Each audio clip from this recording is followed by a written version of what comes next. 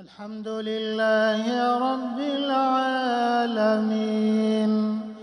الرحمن الرحيم مالك يوم الدين إياك نعبد وإياك نستعين اهدنا الصراط المستقيم صراط الذين أنعمت عليهم غير المغضوب عليهم ولا الضالين